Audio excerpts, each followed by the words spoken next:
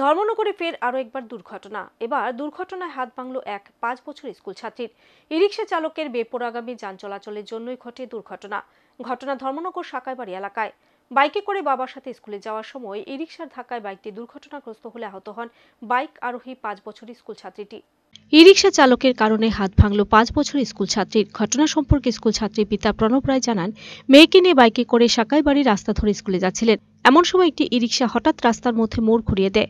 কোনো সিগন্যাল না দিয়ে হঠাৎ করে মোড় ঘুরিয়ে দেবার ফলে ঠিক পেছনে থাকা বাইকটি গিয়ে সজোরে ই রিকশার মধ্যে ধাক্কা লাগে। তাতে মেয়েকে নিয়ে প্রণববাবু পড়ে যায় রাস্তায়। গুরুতর আহত হয় তার 5 বছরের মেয়ে। তৎক্ষণাৎ উপস্থিত স্কুলে যাওয়া এবং আসার মধ্যে থাকা অনেক অভিভাবক দাঁড়িয়ে প্রণব রায়কে সাহায্যের জন্য এগিয়ে আসে। উপস্থিত এবং প্রত্যক্ষদর্শীরা সবাই ই রিকশা চালককে দোষী করেন। প্রত্যেকের বক্তব্য, ই রিকশা চালক হঠাৎ করে মোড় ঘুরিয়ে দেবার কারণে ঘটনা ঘটে। ঘটনার পরে ই রিকশা চালক তর্ক করায় একটা সময় উত্তেজিত হয়ে পড়ে প্রত্যক্ষদর্শীরা। সেই মুহূর্তে উপস্থিত একজন সাংবাদিক আহত স্কুল ছাত্র এবং তার পিতাকে স্কুটি করে ধর্মনগর জেলা হাসপাতালে নিয়ে যায়। পরে কর্তব্যরত চিকিৎসকের পরামর্শে বাইরে থেকে ছাত্রীর এক্স-রে করানো হলে তাতে দেখা যায় ছাত্রীর বাঁ হাত ভেঙে যায়। এই ঘটনার পর ঘটনাস্থলে উপস্থিত জনগণ অভিমত ব্যক্ত করেন। ধর্মনগরে প্রায়শই দেখা যায় এ ধরনের ঘটনা। ই রিকশা চালকের অজ্ঞতার কারণে এ ধরনের অনেক দুর্ঘটনা ঘটছে ধর্মনগরে। অথচ ট্রাফিক দপ্তর এবং পুলিশ প্রশাসনকে কোনো ধরনের ব্যবস্থা নিতে দেখা যায় না ই রিকশা চালকদের বিরুদ্ধে।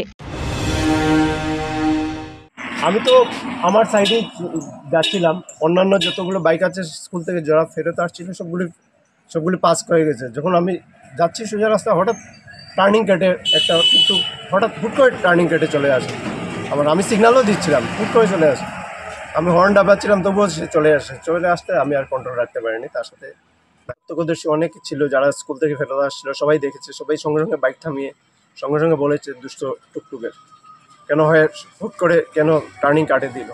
সেজন্য যথারীতি এখানে একজন আমার সাংবাদিক ভাই বোন ছিল, ও স্কুল থেকে ফিরে আসছিল। ও সঙ্গে সঙ্গে এটা দেখে ও সঙ্গে সঙ্গে আমাকে নিয়ে হসপিটালে গিয়েছে। তারপরে আমি ইমার্জেন্সি ডাক্তারকে দেখেছি। ডাক্তার ইমার্জেন্সি যাওয়ার পরে তারপরে দেখা গেছে, বলেছেন ম্যাডাম যে একটা এক্স-রে করার জন্য, কিন্তু আজকে হয়তো ওদের এক্স-রে ডিপার্টমেন্ট বন্ধ বলেছে, অন্য জায়গাতে না হলে একটা এক্স-রে করিয়ে নেবেন। Video report, search India channel.